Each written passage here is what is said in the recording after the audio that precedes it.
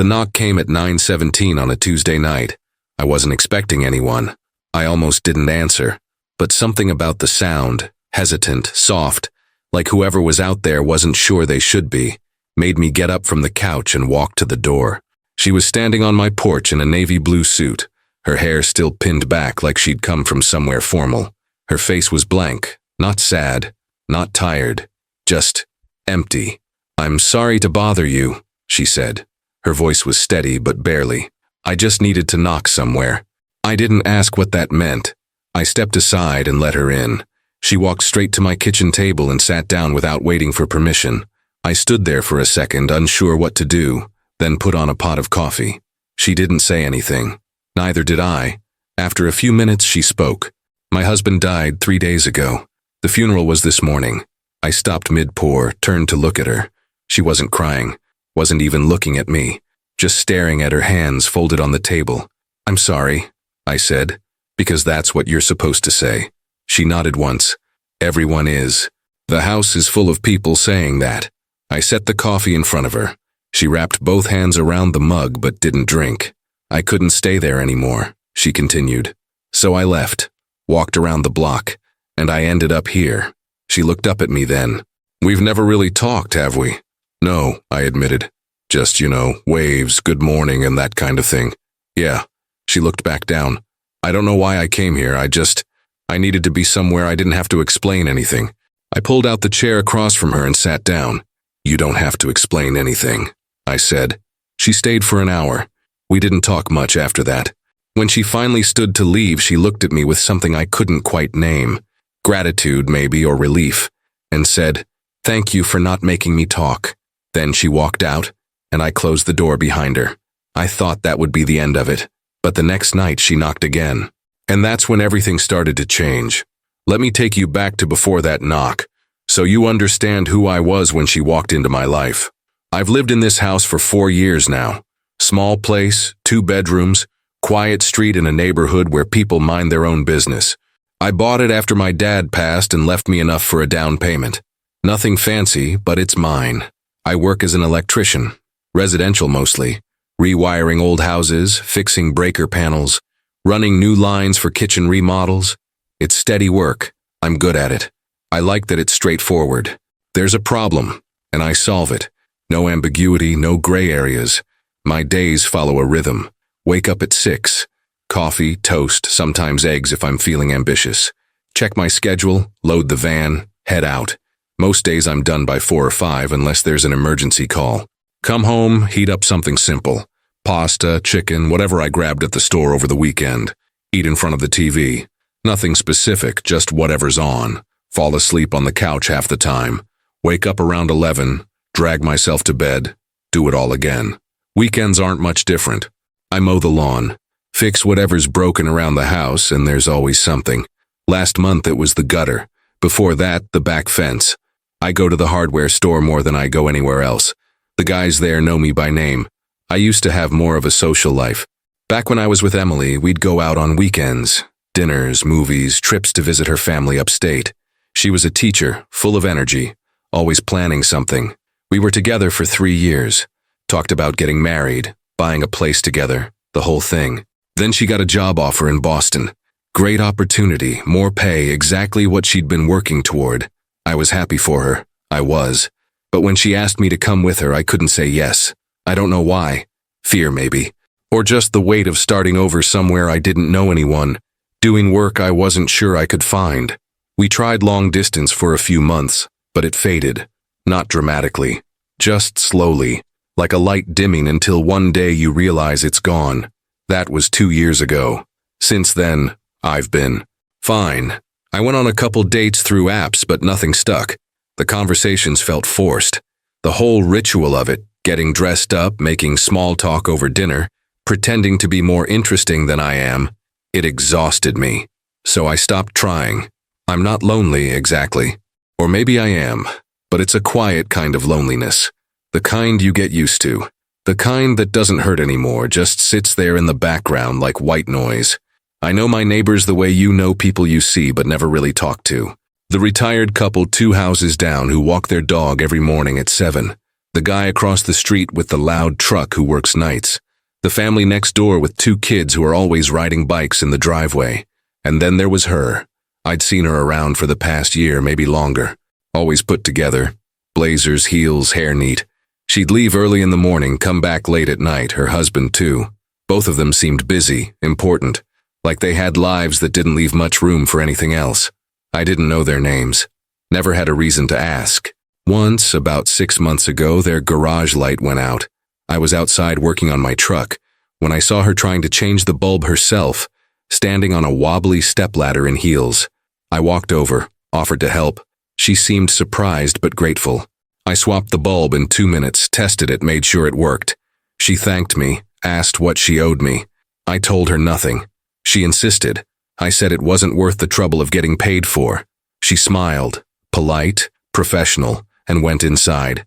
That was the extent of our relationship, until the knock. I think about that now, how small that moment was. How easy it would have been to just stay inside my own yard that day, let her figure it out herself. But I didn't. And maybe that's why. Weeks later, when her whole world fell apart, she ended up at my door. I've been thinking a lot lately about how we end up where we are. The choices we make without knowing they matter. The people we meet in passing who suddenly become more. Before she knocked, I'd started to feel like I was just going through the motions. Work, eat, sleep, repeat. Nothing wrong with it, but nothing right either. Just existing. Like I was waiting for something to happen but had no idea what. I wasn't unhappy, but I wasn't anything else either. And then there she was, standing on my porch in the dark, asking for nothing but a place to sit in silence. I let her in, and somehow that changed everything. Before we continue, do me a favor, drop a comment and let me know where you're listening from. I love hearing from you all. And if you're finding this worthwhile, hit that like button and subscribe. It really helps me keep bringing you these stories. Now, let me tell you what happened the night after she left. She came back the next night, same time, 9:17, almost to the minute. I was in the kitchen when I heard the knock. Lighter this time, almost apologetic. I opened the door and there she was again, still in work clothes, a different suit, charcoal gray this time, but her eyes looked hollower, like she hadn't slept. Maybe she hadn't. "I'm sorry to bother you again," she said, not quite meeting my eyes. "You're not bothering me," I said and stepped aside. She walked in without hesitation this time, straight to the same chair at the kitchen table. I didn't ask if she wanted coffee, just put the kettle on and started making it. When I set the mug in front of her, she wrapped her hands around it the same way she had the night before. For 20 minutes, we sat in silence. The clock on the wall ticked. The refrigerator hummed. Outside, a car drove past, headlights sweeping across the window. Then, suddenly, she spoke. "The house is full of people," she said quietly. "My sister, his brother, cousins I haven't seen in years. They all came to help."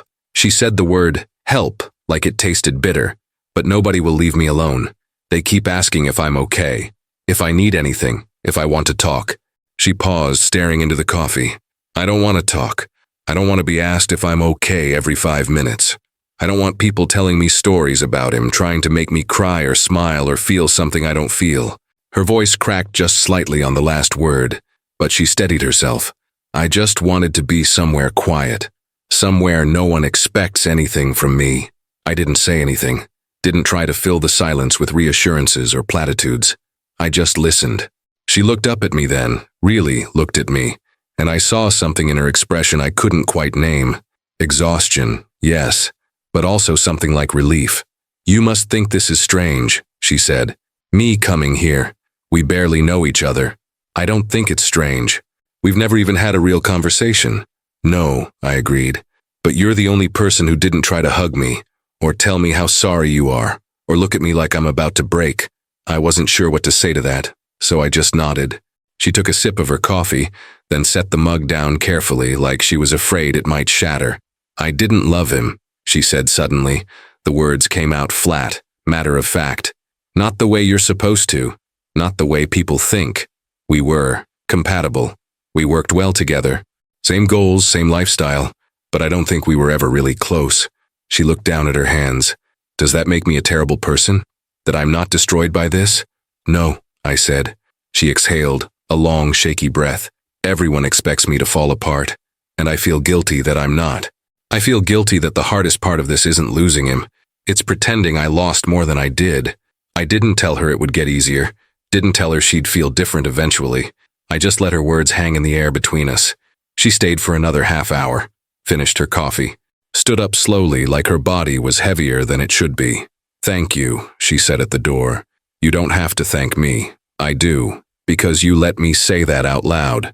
She paused, her hand on the doorknob. "Can I come back tomorrow?" "Yeah," I said. "You can come back." She nodded, and something in her face softened just a fraction. Then she left. The third night she brought food. I opened the door and she was holding a casserole dish wrapped in aluminum foil, still warm. "Lasagna," she said. "Someone dropped it off at the house. There's way too much. I thought you might want some." "Sure," I said, taking it from her. "Come in." She did. I put the lasagna in the oven to keep it warm while I grabbed plates and forks. We ate at the kitchen table, mostly in silence. The lasagna was good. Homemade layers of pasta and meat and cheese that actually tasted like someone had put effort into it. "This is really good," I said. "I didn't make it," she said with a faint, bitter smile. "I don't cook. Never had time. Me neither. Not well, anyway. What do you usually eat? Pasta, eggs, sandwiches, whatever's easy." She nodded like that made perfect sense. "Same. We used to order in most nights. Thai, Italian, whatever. Or we'd just eat at the office. Long hours? Always." She set her fork down. "We were both in corporate. Him in finance, me in HR. We'd leave at 7 in the morning, get home at 9 or 10 at night. Weekends were for catching up on emails. Sounds exhausting. It was, but we didn't know any different." She looked around my small kitchen. The chipped countertop, the old coffee maker, the fridge covered in takeout menus held up by magnets. "This is nice," she said quietly. "This? Yeah, it feels lived in, real. Our place always felt like a showroom. Everything matched, everything was expensive. But it never felt like home. I didn't know what to say to that, so I just nodded. We finished eating. She helped me clean up without asking, rinsed the plates, dried them, put them back in the cabinet like she'd done it 100 times. When she left that night, she paused at the door again. "Same time tomorrow?" she asked. "Same time," I said. And just like that, it became routine. A week passed. Then 2. She came every night, always between 9 and 10. Sometimes she stayed for half an hour, sometimes for 2 hours. I stopped wondering if she'd show up and started expecting it. Started making extra coffee around 9 without thinking about it. The first few nights it was mostly silence. She'd sit at the table, drink her coffee, stare at nothing in particular. I'd sit across from her or lean against the counter, and we'd just exist in the same space. It wasn't uncomfortable. It was the opposite, like we'd both found a pocket of the world where we didn't have to perform. But slowly, she started talking more. One night, about a week and a half in, she told me about her job. She was a senior HR director at a pharmaceutical company, the kind of place with glass buildings and catered lunches and conference rooms named after values like innovation and integrity. "I spend all day listening to people," she said, turning her mug in slow circles on the table. "Performance reviews, conflict resolution, exit interviews. Everyone wants to tell me their problems and I'm supposed to fix them, or at least pretend I can. Sounds draining. It is. And the worst part is, I'm good at it. I know how to say the right thing, how to make people feel heard even when nothing's going to change. I've been doing it so long I don't even think about it anymore." She paused. "But when I come here, I don't have to do that. I don't have to manage anyone's expectations, not even my own." I understood that. I'd spent my whole life being the kind of person who didn't ask for much, didn't complain, just kept my head down and did the work. It was easier that way, simpler. "That's why I keep coming back," she said quietly. "Because you don't expect anything from me. I don't have any reason to." "Exactly." She looked at me then, really looked at me, and I saw something raw in her expression. "Everyone else does.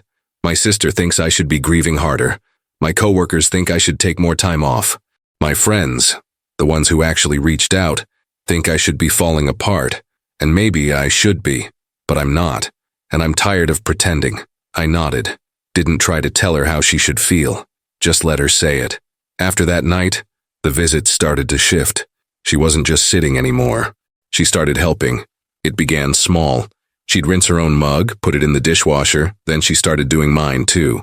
Then she'd wipe down the counter, fold the dish towel, put things back where they belonged. I didn't ask her to. She just did it. One night I came home late from a job, a busted water heater that took 3 hours longer than it should have, and she was already there, sitting on my porch steps. I'd given her my spare key the week before, told her she could let herself in if I wasn't home yet, but she hadn't. She was just waiting. You didn't have to wait outside, I said, unlocking the door. I didn't mind. She followed me in. Long day? Yeah, water heater. Flooded basement. Whole thing was a mess. She looked at me, at my damp shirt, the grime on my hands, the exhaustion I was sure showed on my face, and said, "Sit down.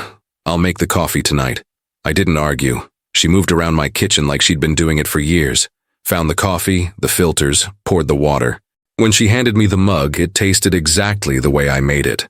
"You've been paying attention," I said. She shrugged. "It's not hard. You make it the same way every time. Most people don't notice things like that." "I notice everything," she said. "It's part of the job and the curse." We sat in silence for a while, and I realized how normal this had started to feel. Her in my kitchen, the quiet rhythm of our evenings, the way neither of us had to explain ourselves. Around the 3rd week, something changed. I was fixing the kitchen sink, slow drain, probably a clog in the P-trap, when she showed up earlier than usual. It was barely 8:30. She knocked, then let herself in with the spare key. "You're early," I said from under the sink. "Meeting got canceled. Figured I'd come over." She set her bag down and crouched next to me. "What's wrong with it?" "Clog, should be easy." "Need help?" I glanced at her. She was still in her work clothes, navy slacks, white blouse, heels kicked off by the door. "You're going to get dirty." "I don't care." I handed her the wrench. "Hold this steady while I unscrew the trap." She did. Didn't complain when water dripped on her sleeve. Didn't flinch when I pulled out a clump of hair and food residue that smelled like death. Just held the pipe steady and watched me work. When I tightened everything back up and tested the drain, it ran clear. "There, done." She sat back on her heels and smiled. Not a polite smile. A real one. Small, but genuine. "That's the first time I've fixed something in years," she said. "You didn't really fix it. You just held the wrench. It still counts." I washed my hands and she did the same, standing next to me at the sink, our elbows almost touching. It was such a small moment, so ordinary, but it felt significant somehow, like we'd crossed some invisible line. After that, she started staying longer. We'd watch TV, usually documentaries or cooking shows, nothing too heavy. She'd curl up on one end of the couch, I'd sit on the other. Sometimes we'd talk during the show, sometimes we wouldn't. One night she fell asleep halfway through an episode about deep-sea creatures. I noticed when her breathing changed, slow and steady. I grabbed the blanket from the back of the couch and draped it over her. She didn't wake up. I turned off the TV and just sat there for a while, watching her sleep. She looked different like this. Younger, maybe, or just less burdened. The tightness in her jaw was gone. The crease between her eyebrows had smoothed out. I didn't wake her. I just turned off the lights, left a note on the coffee table, locked the door, "You're fine," and went to bed. When I got up the next morning, she was gone. The blanket was folded neatly on the couch. The note was still there, and underneath it she'd written, "Thank you." That night she came back at the usual time. "Sorry I crashed on your couch," she said as soon as I opened the door. "Don't be. You needed the sleep. I haven't slept that well in weeks." She stepped inside, and there was something different in the way she looked at me. Softer, maybe. I don't know what it is about this place, but I feel safe here. I didn't know what to say to that, so I just nodded. "It's not just the place," she continued. "It's you. You don't try to fix me. You don't treat me like I'm broken. You just let me be. That's all I know how to do." "It's enough," she said quietly. "More than enough." We settled into our usual routine. Coffee, quiet conversation, occasional TV. But that night she started asking me questions. Real questions. "Why'd you become an electrician?" "My dad was one, taught me when I was a kid. Felt natural." "Do you like it?" "Yeah, it's honest work. You can see the results. Something's broken, you fix it, it works. Not a lot of things in life are that straightforward." She nodded thoughtfully. "What about Emily? You mentioned her once. What happened? I hesitated. I didn't usually talk about Emily, but something about the way she asked, not prying, just curious, made it feel okay. She got a job in Boston. Asked me to come with her. I couldn't. Why not? I don't know, fear maybe, or stubbornness. I just bought this place, had my business set up. The idea of starting over somewhere new. I trailed off. It felt like too much. Do you regret it? I thought about that. Sometimes. But I don't think it would have worked anyway. We wanted different things. She wanted to move up, make more money, live in a city. I wanted this. I gestured around the small kitchen. Something simple, something I could control. I get that, she said. Control is underrated. What about you? I asked. Did you want the corporate life? The big house, the long hours? She considered the question for a long time. I thought I did. It was what you were supposed to want, you know? Success, status, stability. She laughed, but there was no humor in it. Turns out stability isn't the same as happiness. Were you happy with him? I don't know. I think we were. Content. We didn't fight. We didn't have any major problems. We just existed side by side, both too busy to notice we weren't really connecting. She paused. The day he died, I was in a meeting. They called me out, told me to go to the hospital. And my first thought wasn't, oh my God, is he okay? It was, I wonder how long this will take. How messed up is that? You didn't know it was serious. Maybe. But I think part of me was just numb. I'd been numb for years. And I didn't even realize it until he was gone, and I didn't feel the way I was supposed to feel. I didn't tell her she'd feel different eventually. I'd learned by now that she didn't want reassurance. She just wanted honesty.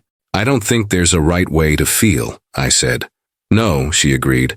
But there's a way people expect you to feel. And when you don't, they look at you like something's wrong with you. Nothing's wrong with you. She looked at me, and for a moment neither of us said anything. Thank you, she said finally, for saying that. The weeks blurred together. She kept coming. I kept letting her in. And somewhere in the middle of all those quiet evenings, something shifted between us. It wasn't dramatic. There was no moment where everything suddenly changed. It was gradual, like water wearing down stone. She started bringing groceries sometimes. You live off pasta and eggs, she said one night, unpacking a bag on my counter. I bought vegetables. Actual vegetables. I eat vegetables. Frozen peas don't count. She taught me how to roast asparagus. I taught her how to reset a tripped breaker. We fell into an easy rhythm, the kind you can't force, but that happens naturally when two people stop trying so hard. One Saturday, she showed up in jeans and a t-shirt, the first time I'd seen her in anything other than work clothes. I have a favor to ask, she said. Okay. The back steps on my porch are rotting. I need to sell the house, but the inspector flagged them. Can you help me fix it? Yeah. Let me grab my tools. We spent the afternoon at her place 2 houses down. I'd never been inside before. It was exactly like she'd described. Sleek, modern, expensive. Everything matched. Nothing felt personal. See what I mean? She said, watching me look around. It's like a hotel. It's nice. It's empty. We worked on the steps for a few hours. I replaced the rotted boards while she sanded and painted. We didn't talk much. Just worked. When we finished, she stood back and looked at the house. I can't wait to be done with this place, she said. Where are you going to go? I'm renting an apartment downtown, closer to work, smaller. I don't need all this space. When do you move? 2 weeks. I nodded, feeling something I couldn't quite name. Not sadness exactly, but something close. Will you still come over? I asked. She looked at me, surprised. Do you want me to? Yeah. She smiled. Then I will. The night before she moved, she came over with a bottle of wine. I don't usually drink, she said. But I figured tonight was worth it. We sat on my back porch, the one I'd built myself the summer before. The air was cool, the sky clear. She poured 2 glasses and handed me one. To new beginnings, she said. We clinked glasses. Can I ask you something? She said after a while. Sure. Why did you let me in that first night? You didn't know me. You didn't owe me anything. So why? I thought about it. I don't know. You looked like you needed somewhere to go, and I didn't have a reason to say no. That's it? That's it. She shook her head, smiling. You're a good person. You know that? I'm just a person. No, she said firmly. You're good. And I don't think you realize how rare that is. I didn't know what to say, so I just took another sip of wine. We sat there for a long time, watching the stars come out, not saying much. And I realized that this, right here, right now, was the most at peace I'd felt in years. Maybe she felt it too. Because when she finally stood to leave, she didn't say goodbye. She just said, "See you tomorrow." And I knew she meant it. Her sister showed up on a Thursday night. I was in the kitchen when I heard the knock, sharp, insistent. Nothing like the soft tap I'd gotten used to. I opened the door expecting her, but instead found a woman I didn't recognize. Older, maybe by a few years, with the same bone structure, but harder eyes. "Is my sister here?" she asked, not bothering with pleasantries. Before I could answer, I heard footsteps behind me. She came to the door, coffee mug still in hand. "Rachel," she said, and I heard the exhaustion in her voice. "What are you doing here?" "Looking for you. You weren't answering your phone." Rachel's eyes swept past her, taking in my kitchen, landing on me with obvious suspicion. "What are you doing here?" "Just visiting a friend." "A friend?" Rachel stepped inside without being invited, forcing me to back up. She looked around like she was cataloging evidence. "You barely know this man." "That's not true. It's been 3 weeks since the funeral." 3 weeks and you're spending every night at some stranger's house?" I stayed quiet, unsure whether I should leave or stay. She glanced at me and I saw something flash in her eyes. Embarrassment maybe, or anger. But she turned back to her sister. "He's not a stranger." "Then what is he?" Rachel crossed her arms. "Because from where I'm standing, this looks incredibly inappropriate." "Inappropriate?" Her voice went cold in a way I hadn't heard before. "What exactly do you think is happening here?" "I think you're running away. I think instead of dealing with your grief like a normal person, you're hiding out with some guy because you can't face reality.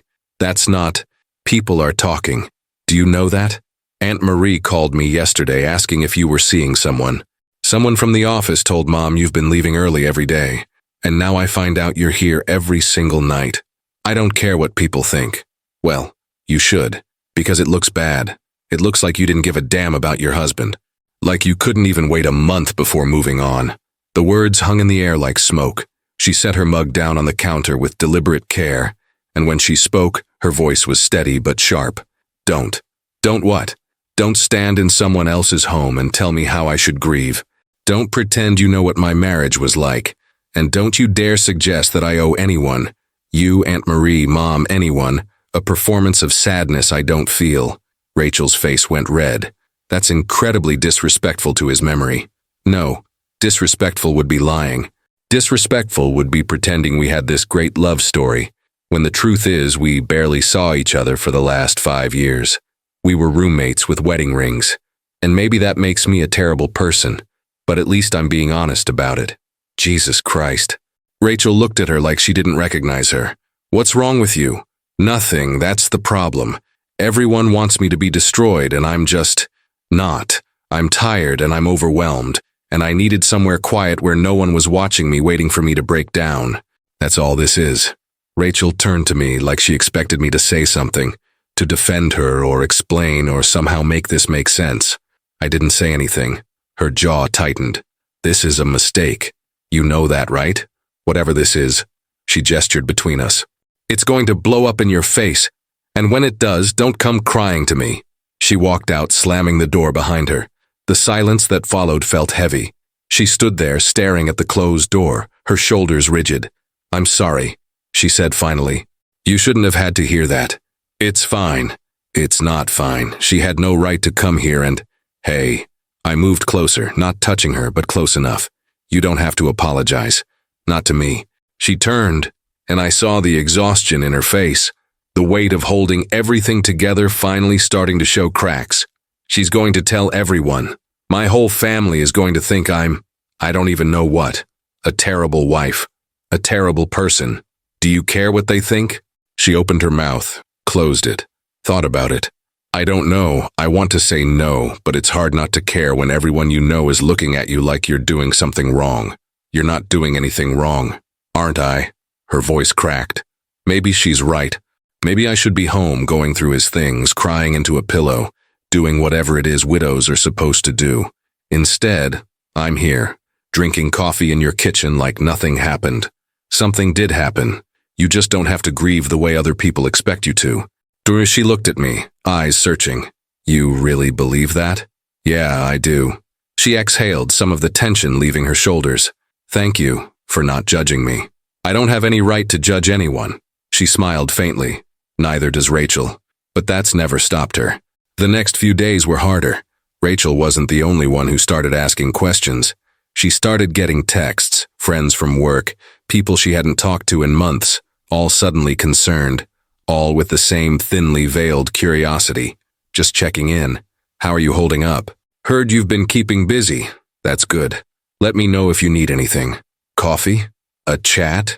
She showed me some of them one night, scrolling through her phone with a bitter laugh. They don't actually care. They just want gossip. They want to know if the rumors are true. What rumors? That I'm already seeing someone. That I moved on too fast, that I never really loved him. She tossed her phone on the table. I blocked half of them. The other half I'm ignoring. That's probably smart. Is it? Or am I just making it worse by hiding? You're not hiding.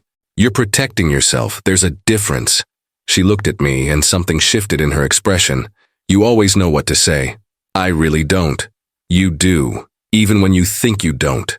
But the pressure kept building. Her boss called her into the office, gently suggested she take more time off. No one expects you back so soon, he said, which she translated as, you're making people uncomfortable.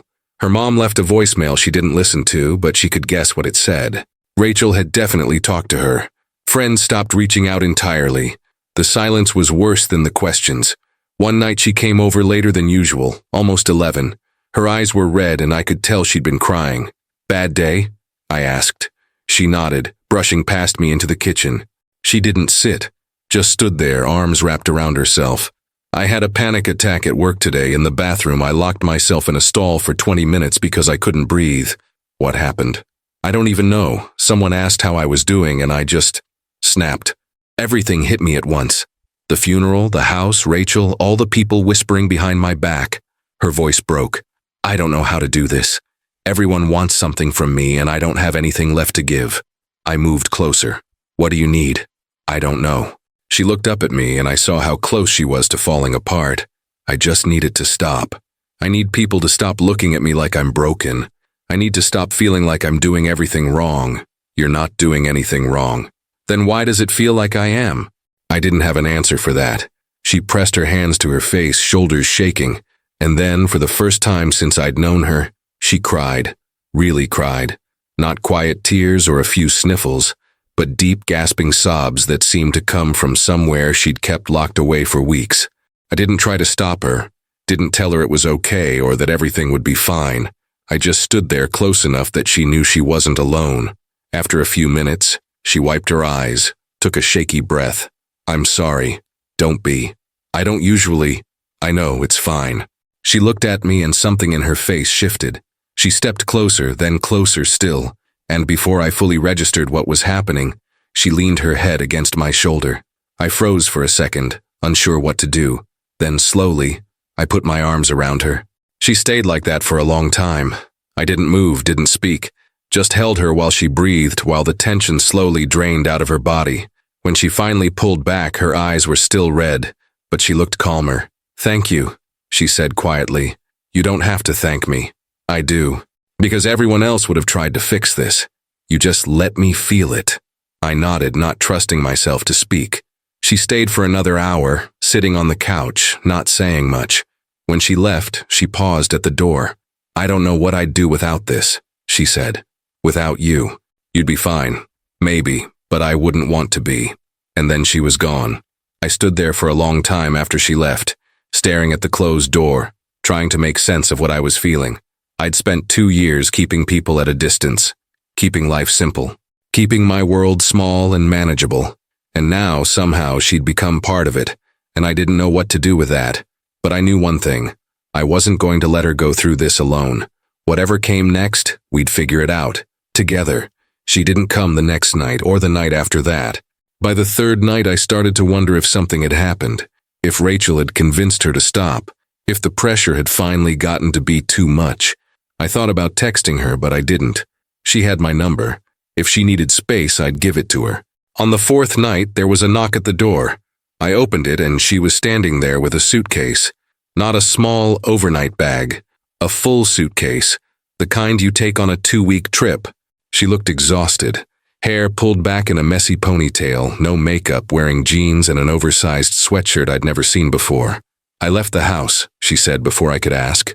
I stared at her. "What?" "I called a realtor, put it on the market. It'll probably take a few weeks to close, but I signed the papers this morning." She shifted the suitcase handle in her grip. "I can't be there anymore. Every room reminds me of a life I was just going through the motions in. I kept thinking I'd feel different once some time passed, but I don't. I just feel stuck." "Okay," I said slowly. "So where are you staying?" "I have the apartment downtown. The lease starts next week." She paused, looking at me directly. "But I was wondering if, just until then, could I stay here?" The question hung in the air between us. I should have hesitated, should have thought about what it meant, what people would say, how complicated this could get. But I didn't. "Yeah," I said. "Of course you can." Relief washed over her face. She let out a breath I didn't realize she'd been holding. "Thank you. I know it's a lot to ask." "It's not." "It is. We barely know each other, and I'm showing up with a suitcase asking to move in." "Hey." I stepped aside, gesturing for her to come in. "You're not imposing. I wouldn't have said yes if I didn't mean it." She wheeled the suitcase inside, looking around like she was seeing the place for the first time, even though she'd been here nearly every night for a month. "Where should I?" "Guest room. Down the hall. First door on the left. It's not much, but the bed's decent." She nodded, pulled the suitcase toward the hallway, then stopped, turned back to me. "Why are you doing this?" "Doing what?" "Helping me, letting me in. You didn't have to do any of this. You could have just said no that first night, and your life would have stayed exactly the same. Simple. Uncomplicated." I thought about that, about how easy it would have been to keep my door closed, to stay in my small, predictable world. "I don't know," I said honestly. Maybe I was tired of simple. She looked at me for a long moment, something shifting in her expression. Then she smiled. Small, genuine, the kind of smile that reached her eyes. Me too. The first few days were strange. Not bad, just different. We developed a new routine. She'd wake up first, make coffee, leave a cup for me on the counter before heading to work. I'd get home in the late afternoon and she'd arrive a few hours later. We'd make dinner together. Nothing fancy, just pasta or stir-fry or whatever we could throw together quickly. Then we'd sit on the couch, watch something mindless on TV, and talk about our days. It felt domestic in a way I hadn't experienced since Emily. But it was different with her. There was no pressure to be anything other than what we were. No expectations, no timelines, no questions about where this was going. We were just two people sharing space. And somehow, that was enough. One night, about 5 days in, she was washing dishes while I dried. The kitchen window was open, letting in the cool evening air. The radio was playing something old and quiet. "Can I ask you something?" she said, not looking up from the sink. "Sure. Do you ever get lonely?" "Living alone, I mean, before all this." I thought about it. Sometimes, but it was a manageable kind of lonely. The kind you get used to. "I know what you mean." She rinsed a plate, handed it to me. I was surrounded by people all the time, at work, at home, everywhere, and I still felt alone. Like I was performing for an audience that was never satisfied. And now, she paused, hands still in the soapy water. Now I don't feel alone, even when we're not talking, just sitting in the same room. I don't feel alone. I didn't know what to say to that, so I just kept drying dishes. She glanced at me, a faint smile on her lips. "You're allowed to say something, you know." "I don't feel alone either," I said quietly. "Not anymore." Her smile widened just slightly. She went back to washing dishes, and I went back to drying them, and the moment passed without ceremony. But I knew it mattered. We both did. The weekend came. Saturday morning, I was fixing the loose hinge on the bathroom door when she appeared in the doorway, coffee in hand. "Need help?" she asked. "I'm almost done." "That's not what I asked." I glanced at her. She was wearing an old t-shirt and leggings, hair still damp from the shower. She looked more relaxed than I'd ever seen her. "Sure. Hold the door steady while I tighten this." She set her coffee down and held the door. We worked in comfortable silence, the kind that had become natural between us. When I finished, I tested the hinge. It moved smoothly, no more squeaking. "There, good as new. You're really good at this," she said. Fixing things. It's what I do. No, I mean, you make it look easy. Like there's always a solution if you just know where to look. Most things aren't that complicated. People just overthink them. She laughed softly. I overthink everything. I know. Is it annoying? No, it's just who you are. She looked at me, and there was something in her eyes I couldn't quite read. Gratitude, maybe. Or something deeper.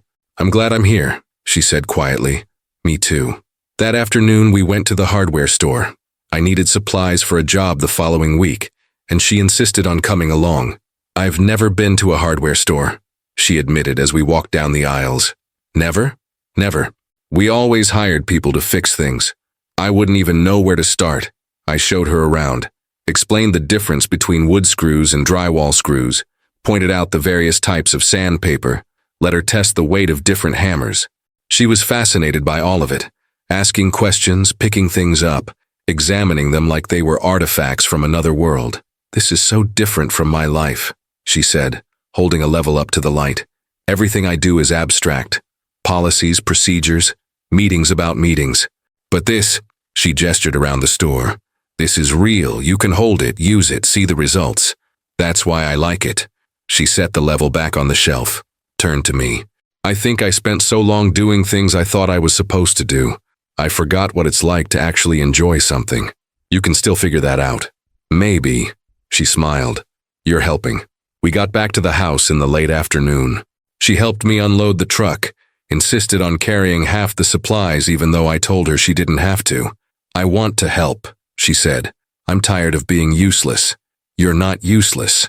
I've spent the last 10 years in conference rooms. I don't know how to do anything practical. You'll learn. And she did. Over the next few days, she started asking me to teach her things. How to change a light fixture.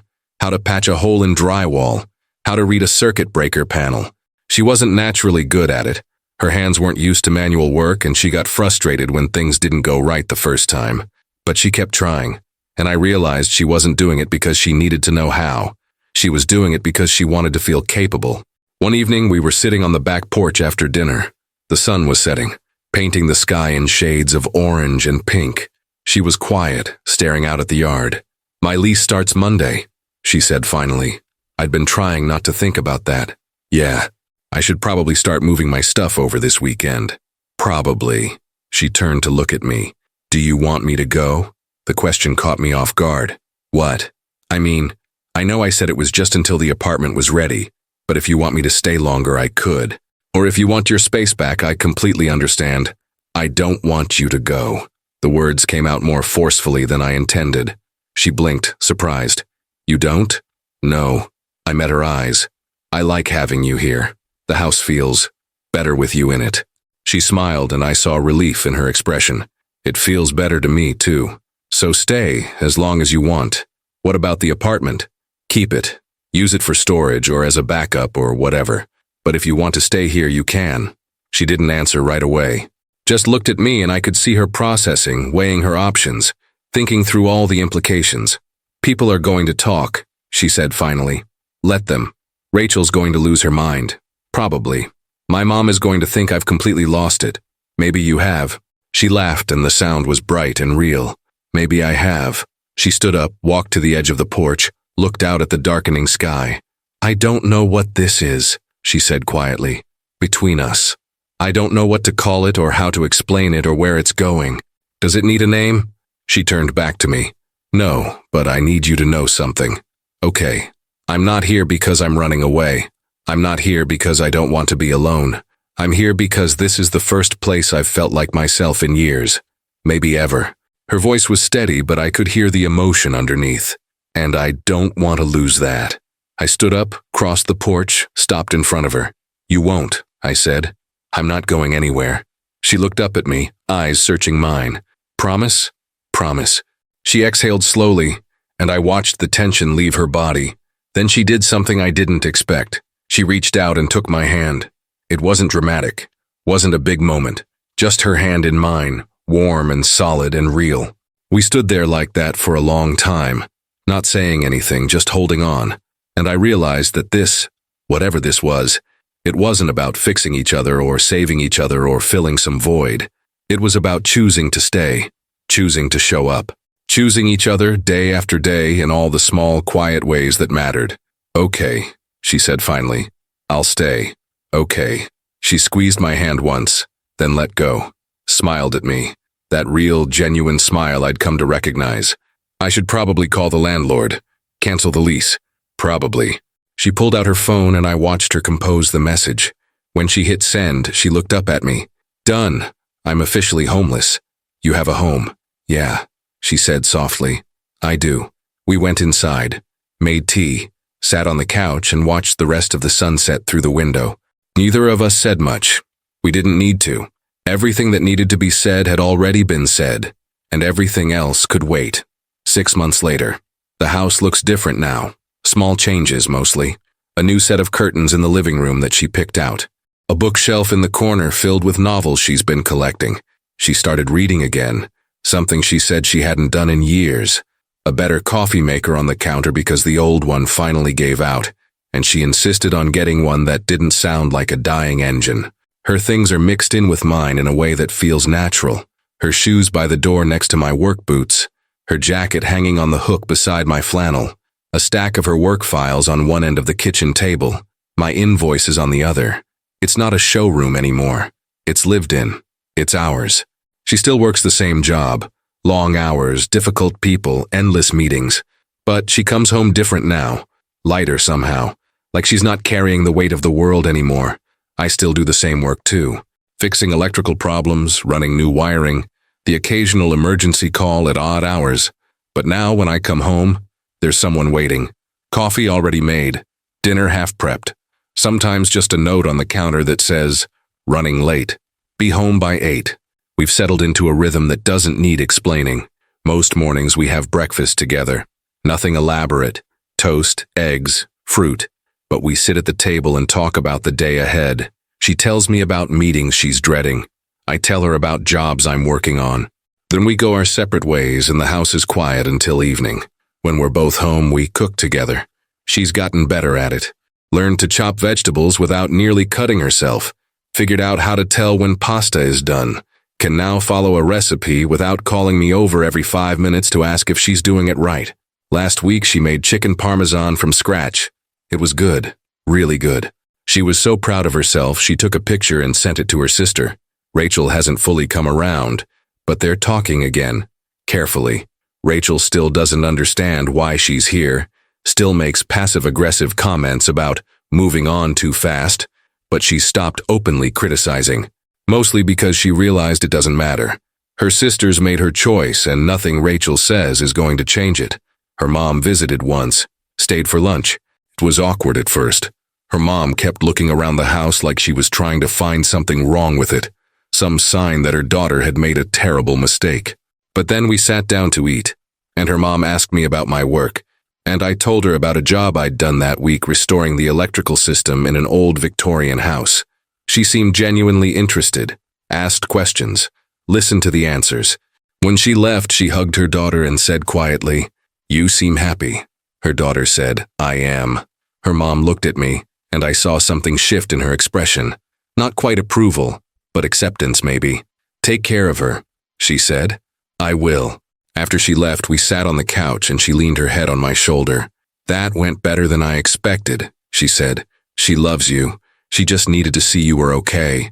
I'm more than okay. I know. We have routines now. Small ones that wouldn't mean much to anyone else, but that matter to us. Saturday mornings we go to the farmer's market. She picks out vegetables and fruit while I grab coffee. We walk through the stalls, not in any hurry, sometimes stopping to talk to the vendors she's gotten to know. Sunday afternoons, we work on the house. There's always something that needs fixing or improving. Last month, we repainted the guest room. The month before that, we replaced the old fence in the backyard. She helps with all of it now, no longer afraid to get her hands dirty. Evenings, we usually end up on the couch, sometimes watching TV, sometimes reading, sometimes just talking. She'll tell me about something that happened at work and I'll listen. I'll tell her about a job that went sideways, and she'll ask questions. There are hard days, too. Days when the grief hits her out of nowhere, and she gets quiet and withdrawn. I've learned not to try to fix it, just to be there, to let her feel what she needs to feel without judgment. And there are days when I get in my own head, when the old loneliness creeps back in, and I start wondering if this is real or if it's going to fall apart. On those days, she notices. She always notices. "What's wrong?" she'll ask. "Nothing. Just thinking." "About what?" And I'll tell her, because I've learned that's what you do when you let someone in. You don't hide the difficult parts. You share them. "I'm not going anywhere," she'll say. Same words I said to her that night on the porch. And I believe her. We haven't defined what we are. Girlfriend and boyfriend feel too small for what this is, but anything else feels too big, so we don't call it anything. We just are. Her apartment downtown, the one she never moved into, is a storage unit now. She kept paying the lease for a few months before finally admitting she wasn't going to use it. She gave notice, moved the last of her things here, and that was that. Last month she updated her emergency contact at work, changed it from her sister to me. She didn't make a big deal about it. Just mentioned it over dinner one night. "I put you down as my emergency contact today." "Okay. Is that okay?" I should have asked first. "It's fine, I'm glad you did." She smiled and we went back to eating. Small moments like that.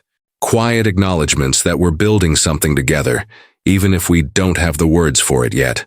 A few weeks ago, we were in the hardware store, a place she now visits regularly and has opinions about, and she stopped in front of a display of paint samples. "What do you think about painting the living room?" she asked. "What's wrong with it?" "Nothing, I just think it could be brighter. Maybe a light gray? Or a soft blue?" "It's your call." She looked at me. "It's not just mine. It's our house. Our house." I hadn't thought of it that way until she said it. But she was right, it wasn't just mine anymore. It was ours. "Blue," I said. "Let's do blue." She grinned, grabbed a few samples. "We'll test them out. See which one looks best." We painted the living room last weekend. Spent all day Saturday doing it. Music playing from her phone, windows open, both of us covered in paint by the end. When we finished, we stood back and looked at it. "It's perfect," she said. "Yeah, it is." Tonight, we're sitting on the back porch again. Same place we sat 6 months ago when she decided to stay. The air is warmer now. Summer's almost here. The yard is green, and I can hear crickets starting their evening song. She's beside me, feet tucked up under her, holding a glass of iced tea. I'm drinking a beer. Neither of us is saying much, but it's a comfortable silence. "I was thinking," she says after a while, about how different my life is now compared to a year ago. Good different or bad different? Good. Definitely good. She turns to look at me. A year ago, I was in a marriage that looked perfect on paper but felt empty. I was working 80-hour weeks and convincing myself it was worth it. I didn't have time for anything real. She pauses, and I wait. And now I have this. I have you. I have a life that's smaller in some ways but feels so much bigger. She smiles. I didn't know it could be like this. Like what? Easy. Not perfect, but easy. Like I don't have to try so hard to be someone I'm not. I reach over and take her hand. She laces her fingers through mine. "I'm glad you knocked on my door that night," I say. "Me too. Best decision I ever made." We sit like that until the sun sets completely and the stars come out. Eventually, we head inside. She washes the dishes while I dry, same as always.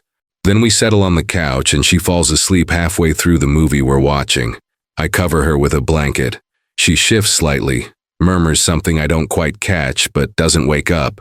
I stay there for a while, watching her sleep, thinking about how much has changed. A year ago, I was alone in this house, going through the motions. Not unhappy, but not really happy either. Just existing.